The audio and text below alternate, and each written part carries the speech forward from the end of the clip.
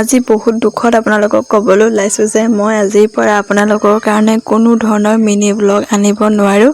Life with আস্থা mini blog series ইমানতে শেষ হৈছে বুলি ধৰি লওক। আৰু আপোনালোকে ইমানখিনি মৰম দিয়াৰ কাৰণে সকলোকে বহুত বেছি ধন্যবাদ। পিছে আজি গৈছিলোঁ খানা এটা খাম বুলি। আমি 6th চেমিষ্টাৰ ষ্টুডেণ্টকেইটা এইটো আমাৰ লাষ্ট খানা, ভালকৈ এনজয় কৰি লওঁ বুলি গ'লোঁ। আমাৰ ওচৰতে থকা ঘাগৰত, সোৱণশিৰি পাৰত থকা ঘাগৰখন বহুত বেছি ধুনীয়া। ইয়াৰ পৰিৱেশটো মই আপোনালোকক মোৰ ভিডিঅ'ত আগতেও এবাৰ দুবাৰ দেখুৱাইছোঁ। আকৌ আমি এইটো জেগালৈকে গ'লোঁ। বহুত বেছি শান্ত পৰিৱেশ, সেইকাৰণে আমি বহুত ভাল পাওঁ। গৈয়ে ধুনীয়াকৈ সকলোখিনি বস্তু যা যোগাৰ কৰি আমি কটা কুটাত লাগিলোঁ। আৰু আমাৰ ল'ৰাকেইটাই ধুনীয়াকৈ বনোৱাত লাগিলে। ল'ৰাকেইটাৰ লগত খানা খালে যেনিবা এইটোৱে ভাল যে বনোৱা কষ্ট আমি কৰিব নালাগে। ইহঁতে ধুনীয়াকৈ বনালে আৰু আমি খালোঁ।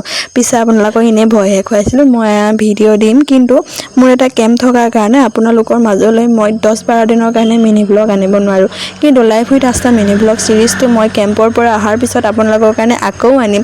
ইমান মৰম দি থকাৰ কাৰণে আপোনালোকক বহুত বহুত ধন্যবাদ। ইয়াৰ পিছতো যাতে আপোনালোকে আকৌ নতুনকৈ মোক মৰম দিয়ে তাৰ আশা কৰিম মই সকলোকে। বহুত বহুত ধন্যবাদ। আজিলৈ আপোনালোকে সকলোৱে ছাবস্ক্ৰাইব কৰি থওক, ফেচবুক আৰু ইনষ্টাত ফ'ল' কৰি থওক, যাতে মই যেতিয়া আকৌ নতুনকৈ ভিডিঅ' দিবলৈ আৰম্ভ কৰিম আপোনালোক সকলোৱে পায়। হ'ব দিয়ক আজিলৈ, বাই বাই, ভালে থাকক।